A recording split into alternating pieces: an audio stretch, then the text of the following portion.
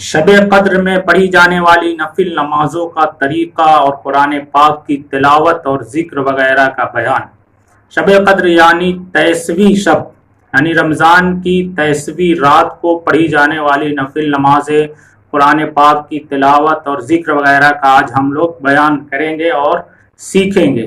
سب سے پہلے ہم سیکھتے ہیں نفل نمازیں۔ اس رات میں عبادت کی جانے والی تمام چیزوں کے بارے میں اسٹیپ بائی اسٹیپ جانیں گے، لیکن سب سے پہلے جانتے ہیں نفل نمازوں کا طریقہ۔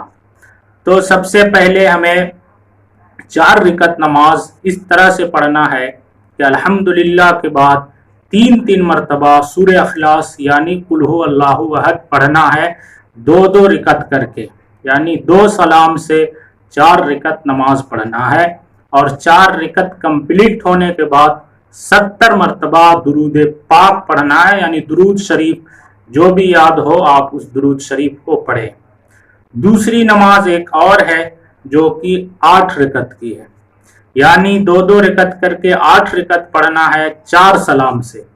اس نماز کا طریقہ یہ ہے کہ الحمدللہ کے بعد 1 مرتبہ سورہ قدر یعنی انا انزلنا اور 1 مرتبہ سورہ اخلاص یعنی قل ھو اللہ احد پڑھنا ہے۔ لیکن اگر جس کو انا انزلنا یاد نہ ہو تو وہ کیا کرے، وہ یاد کرے۔ پھر بھی یاد نہ ہو تو قل ھو اللہ احد ہی کو 3 مرتبہ یا 5 مرتبہ پڑھ لے۔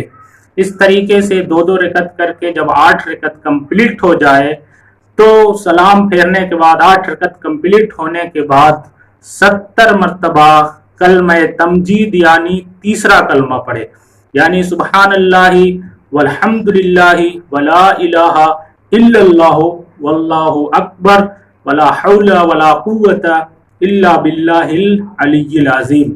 یہ کلمہ 70 مرتبہ پڑھے۔ یہ ہو گئی نمازیں۔ اب رہا قرآن پاک کی تلاوت۔